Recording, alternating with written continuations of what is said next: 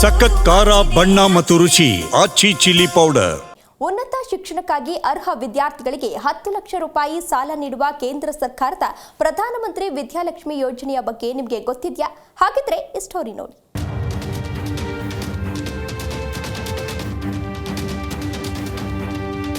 ಉನ್ನತ ಶಿಕ್ಷಣ ವ್ಯಾಸಂಗಕ್ಕೆ ನೆರವಾಗಲು ಕೇಂದ್ರ ಸರ್ಕಾರವು ವಿದ್ಯಾರ್ಥಿಗಳಿಗೆಂದು ಪಿಎಂ ವಿದ್ಯಾಲಕ್ಷ್ಮಿ ಯೋಜನೆಯನ್ನು ನಡೆಸ್ತಾ ಇದೆ. ಕೇಂದ್ರ ಶಿಕ್ಷಣ ಸಚಿವಾಲಯದ ವತಿಯಿಂದ ನಡೆಸಲಾಗುವ ಈ ಸ್ಕೀಮ್ನಲ್ಲಿ ವಿದ್ಯಾರ್ಥಿಗಳಿಗೆ ಸುಲಭವಾದ ಮತ್ತು ಅಡಮಾನ ರಹಿತವಾದ ಶಿಕ್ಷಣ ಸಾಲವನ್ನು ಒದಗಿಸಲಾಗುತ್ತದೆ. ಆರ್ಥಿಕ ಅನುಕೂಲತೆಯ ಕಾರಣದಿಂದ ಪ್ರತಿಭಾನ್ವಿತ ಮಕ್ಕಳು ಉನ್ನತ ಶಿಕ್ಷಣದಿಂದ ವಂಚಿತರಾಗಬಾರದು ಎನ್ನುವ ಕಳಕಳಿಯಿಂದ ಸರ್ಕಾರ ಈ ಯೋಜನೆಯನ್ನು ಆರಂಭಿಸಿದೆ. ಪದವಿ ಹಾಗೂ ಮೇಲ್ಪಟ್ಟ ಶಿಕ್ಷಣವನ್ನ ಉನ್ನತ ಶಿಕ್ಷಣವೆಂದು ಪರಿಗಣಿಸಲಾಗುತ್ತದೆ.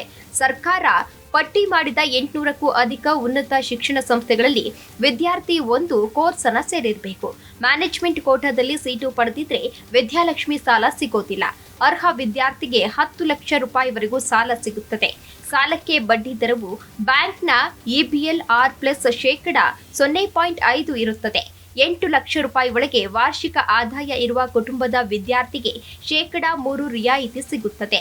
4,50,000 ರೂಪಾಯಿಗಿಂತ ಕಡಿಮೆ ಆದಾಯ ಇರುವ ಕುಟುಂಬದ ವಿದ್ಯಾರ್ಥಿಯು PMUSB CSIS ಅಡಿಯಲ್ಲಿ ತಾಂತ್ರಿಕ ಮತ್ತು ವೃತ್ತಿಪರ ಕೋರ್ಸ್ಗೆ ಸೇರಿದರೆ ಬಡ್ಡಿಯಲ್ಲಿ ಪೂರ್ಣ ವಿನಾಯಿತಿ ಸಿಗುತ್ತದೆ.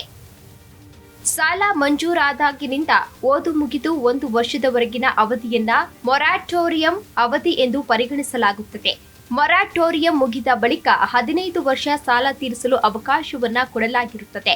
ಬಡ್ಡಿ ರಿಯಾಯಿತಿಗೆ ಅರ್ಹರಾಗಿರುವ ವಿದ್ಯಾರ್ಥಿಯು ಓದಿನಲ್ಲಿ ಹಿಂದುಳಿದಿರಬಾರದು. ಪಿಎಂ ವಿದ್ಯಾಲಕ್ಷ್ಮಿ ಯೋಜನೆಗೆ ಅರ್ಜಿ ಸಲ್ಲಿಸುವುದು ಹೇಗೆಂದು ನಾವೀಗ ನೋಡೋಣ. ಪಿಎಂ ವಿದ್ಯಾಲಕ್ಷ್ಮಿ ಯೋಜನೆಯ ಅಧಿಕೃತ ವೆಬ್ಸೈಟ್ pmvidyalakshmi.co.inಗೆ ಭೇಟಿ ನೀಡಿ. ಇಲ್ಲಿ ವಿದ್ಯಾರ್ಥಿಯಾಗಿ ಲಾಗಿನ್ ಆಗಿ ರಿಜಿಸ್ಟ್ರೇಷನ್ ಮಾಡಿಕೊಳ್ಬೇಕು. ಇದಾದ ಬಳಿಕ ಮತ್ತೆ ಸ್ಟೂಡೆಂಟ್ ಲಾಗಿನ್ ಆಗಿ ಅಪ್ಲೈ ಫಾರ್ ಎಜುಕೇಷನ್ ಲೋನ್ ಅನ್ನ ಕ್ಲಿಕ್ ಮಾಡಿ.